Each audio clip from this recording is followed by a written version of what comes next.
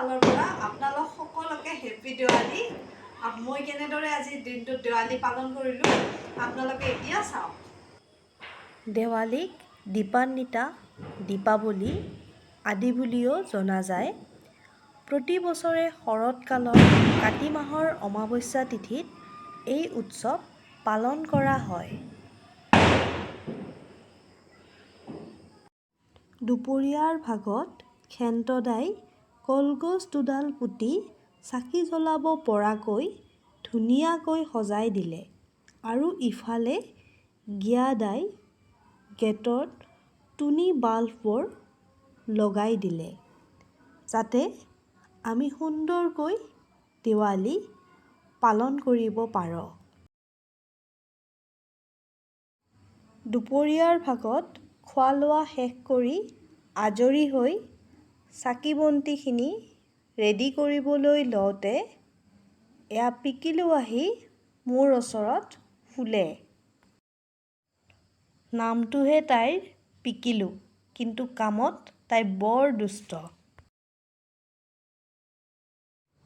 পিকিলুৱে মোক এনেকৈ চাই আছে যে তাই কিবা মোক সহায়হে কৰিব, কিন্তু সহায় কৰাটো বাদেই তাই বৰ দুষ্টামিহে কৰে। এইদৰে কেনেকৈ পিকিলুৱে মোৰ লগত খেলি থাকোঁতে সময়খিনি মোৰ পাৰ হৈ গ'ল মই গমেই নাপালোঁ। আৰু লগতে মোৰ চাকিখিনিতো এনেকৈ শলিতাবোৰ কাটি কাটি তাত থৈ দিলোঁ যাতে চাকিখিনি ধুনীয়াকৈ মই গধূলি পৰত জ্বলাব পাৰোঁ।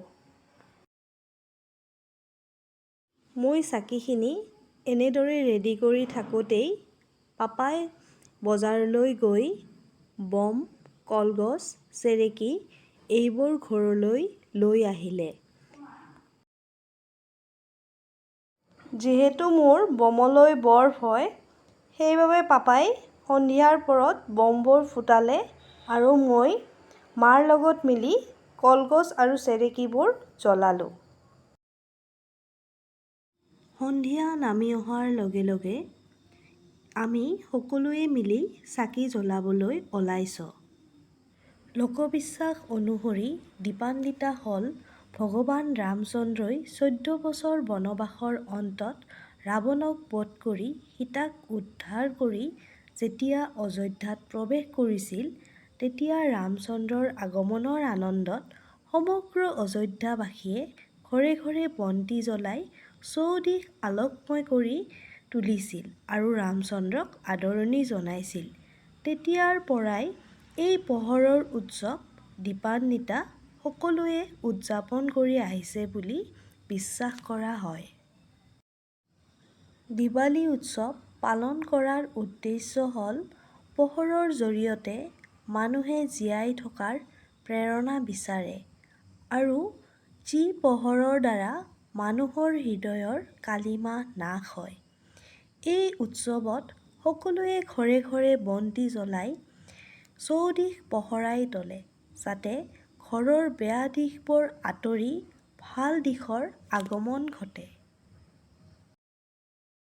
প্ৰত্যেক বছৰৰ দৰেই এই বছৰো আমি ঘৰৰ সকলোৱে মিলি ঘৰৰ চৌদিশ পোহৰাই তুলি দেৱালী উৎসৱ উদযাপন কৰিলোঁ, যাতে ঘৰৰ অপদিশবোৰ আঁতৰি ভাল দিশৰ আগমন ঘটে।